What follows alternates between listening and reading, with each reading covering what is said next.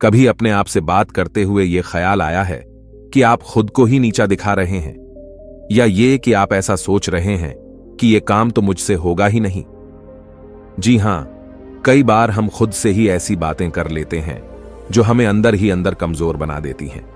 जैसे, ये काम तो मुझसे होगा ही नहीं, या मैं हमेशा गलतियां ही करता हूं। ये सब बातें अपने आप से नकारात्मक रूप से बात करना है। ये सुनने में भले ही छोटी बात लगे, लेकिन ये अंदर ही अंदर हमें बहुत कुतरती है। ये नकारात्मक आत्मचिंतन है और इसका हमारे मन पर बहुत बुरा असर पड़ता है। इस नकारात्मक आत्मचिंतन के दौरान मन में कई तरह के भाव आते हैं। कभी गुस्सा आता है खुद पर, कभी निराशा होती है, अपनी काबिलियत पर शक होने लगता है। ऐसा लगने लगता है कि मानो हम हर काम में असफल ही होंगे। ऐसा लगता है मानो हम खुद अपने सबसे बड़े दुश्मन बन गए हैं। इससे हमारा आत्मविश्वास कमजोर पड़ जाता है और हम नया करने से भी कतराने लगते हैं। जिंदगी में आगे बढ़ने के लिए सकारात्मक सोच बहुत जरूरी होती है, लेकिन नकारात्मक आत्मचिंतन को समझ ही न पाए तो जिंदगी भर हम पीछे ही रह जाते हैं। नतीजा ये होता है कि हम अपनी क्षमता से कम हासिल कर पाते हैं और जिंदगी में आगे बढ़ने में मुश्किलें आती हैं। तो चलिए आज इसी नकारात्मक विचार को समझने की कोशिश करें और देखें कि इससे कैसे बचा जा सकता है। एक बार फिर से बोधि इंस्पायर्ड की वीडियो में आपका स्वागत है। तो चलिए कहानी शुरू करते हैं। दोस्तों, बहुत समय पहले की बात है। एक नगर में लोग खुशियां मना रहे थे। उस नगर में खुशियों का माहौल था। एक तरफ जहां लोग खुशियां मना रहे थे, वहीं पर दूसरी तरफ एक लड़का उन सब से अलग होकर एक पेड़ के किनारे उदास होकर बैठा था। उसे मन ही मन ये चिंता सताए जा रही थी कि परीक्षा नजदीक आ चुकी थी और वह चाहकर भी पढ़ाई नहीं कर पा रहा था। वह चाहकर भी पढ़ाई में मन नहीं लगा पा रहा था। वह जितना पढ़ाई के बारे में सोचता, उसके चेहरे पर उतनी ही निराशा और हताशा बढ़ जाती। वह इन सभी विचारों के बारे में सोच ही रहा था कि तभी वहां से एक गुरुवर गुजर रहे थे। उन्होंने जब उस लड़की को देखा तो वह यह समझ चुके थे कि लड़का कुछ परेशान है, जरूर कोई समस्या है। इसलिए वह उस लड़के के पास पहुंचे और उस लड़के से कहते हैं, क्या बात है बेटा? पूरा गांव खुशियां मना रहा है। गांव में खुशियों का माहौल है और तुम यहां इस सुनसान जगह पर इस पेड़ के नीचे अकेले बैठे हो और तुम बहुत उदास भी लग रहे हो। आखिर क्या बात है? उन गुरुवर की यह बात सुनकर उस लड़के ने जबरदस्ती अपने चेहरे पर मुस्कान लाने की कोशिश की, लेकिन मन में चिंता भरी होने के कारण वह मुस्कुरा ना सका। इस पर गुरुवर एक बार फिर उस लड़के से कहते हैं, क्या बात है बेटा? तुम इतनी गंभीर मुद्रा क्यों बनाए हुए हो?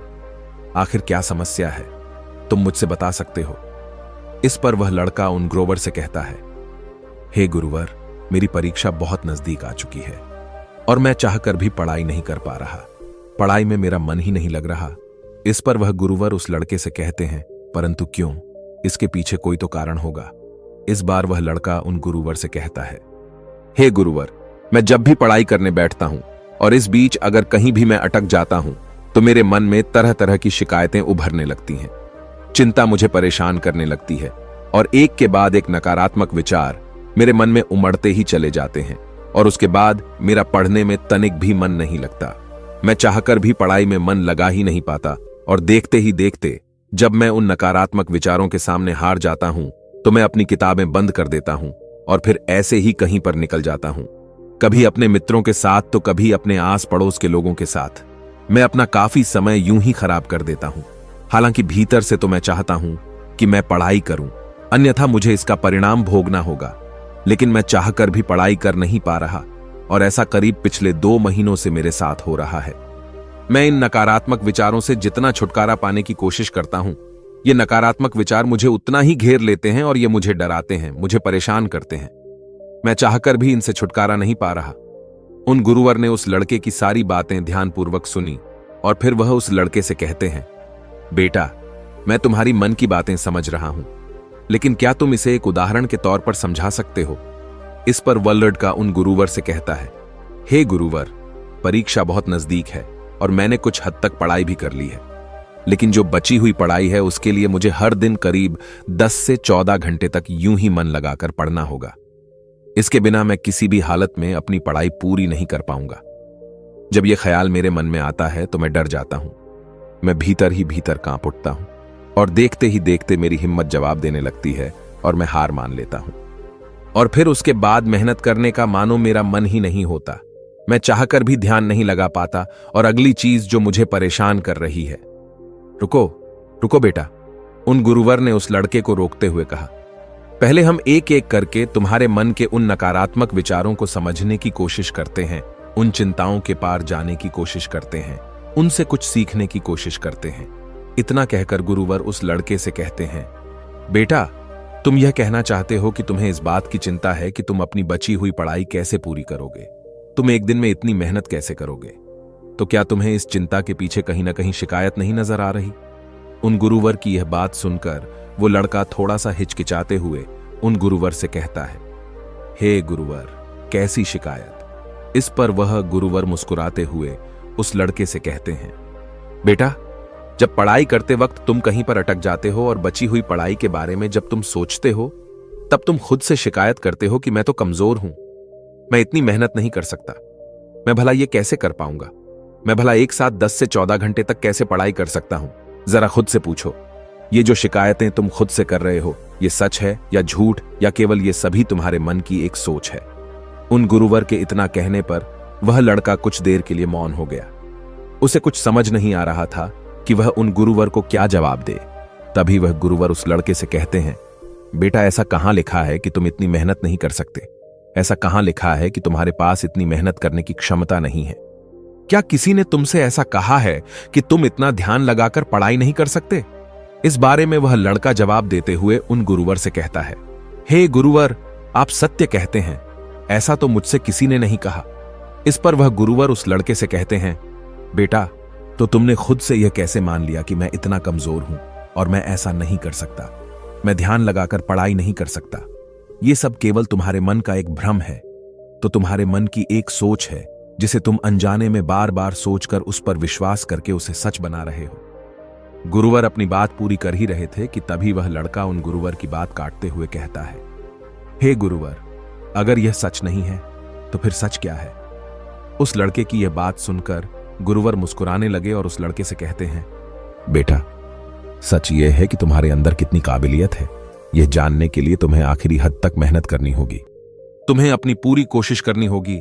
जब तुम अपनी पूरी क्षमता पर कार्य करोगे, अपनी पूरी क्षमता के साथ पढ़ाई करोगे, तभी तुम्हें पता चल पाएगा कि सच में तुम्हारी क्षमता क्या है। इस पर वह लड़का उन गुरुवर से कहता है, हे गुरुवर, तो अब मुझे क्या करना चाहिए? इस पर वह गुरुवर उस लड़के से कहते हैं, बेटा, मेरी बात ध्यान से समझो। हर चिंता के पीछे एक सकारात्मक संदेश होता है जिसे हमें पहचानने की आवश्यकता होती है। जैसे जब तुम्हारे मन में यह चिंता प्रकट होने लगी कि मैं अपनी बाकी की पढ़ाई इतनी जल्दी पूरी कैसे करूंगा, तो इस चिंता के पीछे सकारात्मक संदेश क्या था? इस पर वो लड़का कुछ देर सोच विचार करने के बाद उन गुरुवर से कहता है, हे गुरुवर, यही की परीक्षा बहुत करीब है और मुझे पूरा ध्यान और अपनी शक्ति लगाकर पढ़ने की जरूरत है। इस पर गुरुवर कहते हैं, बिल्कुल सही। तभी वो लड़का उन गुरुवर से कहता है, ठीक है, यह तो बहुत अच्छा तरीका है, इससे तो मैं आसानी से अपनी पढ़ाई पर ध्यान लगा सकता हूं। इतना कहकर वह लड़का वहां से जाने लगा। तभी गुरुवर उस लड़के से कहते हैं, रुको बेटा, अभी चिंता पूरी तरह से पार नहीं हुई है। जब भी तुम उस चिंता के पीछे का सकारात्मक संदेश समझ लो तो उसके लिए धन्यवाद करो और आगे बढ़ो। अपने आप से कहो कि मैंने उस चिंता के पीछे का संदेश समझ लिया है और अब मैं पूरी ईमानदारी के साथ मेहनत करने के लिए तैयार हूं। मैंने यह भी स्वीकार कर लिया है कि मेहनत करने में मुझे कष्ट भी होगा, तकलीफ भी उठानी पड़ेगी, लेकिन मैं हार नहीं मानूंगा। यह संदेश मुझ तक पहुंचाने के लिए आपका शुक्रिया। आगे गुरुवर लड़के से कहते हैं, जब तुम खुद से ऐसा कहोगे तो तुम्हें तत्काल अच्छा महसूस होगा, हल्का महसूस होगा, क्योंकि तुम्हारे अंदर का विद्वंद युद्ध पूरी तरह से समाप्त हो चुका होगा और तुमने उस चिंता के पीछे का संदेश भी अच्छी तरह से समझ लिया होगा। तुमने यह स्वीकार कर लिया है कि हां, मुझे लंबे समय तक ध्यान करने की आवश्यकता है, मुझे मेहनत करने की आवश्यकता है, साथ में मुझे थोड़ी सी कष्ट और तकलीफ भी उठानी पड़ेगी। हो सकता है कि इससे मुझे थोड़ी थकान भी हो, लेकिन मैं मेहनत करने से पीछे नहीं हटूंगा। यह सब स्वीकार करते ही तुम्हारे अंदर एक ऊर्जा उत्पन्न होगी और ऐसा इसलिए होगा क्योंकि तुम्हारे मन का बोझ पूरी तरह से हल्का हो चुका है। तुमने उन चीजों को स्वीकार कर लिया है जो चीजें तुम्हारा मन तुमसे स्वीकार करवाना चाहता था।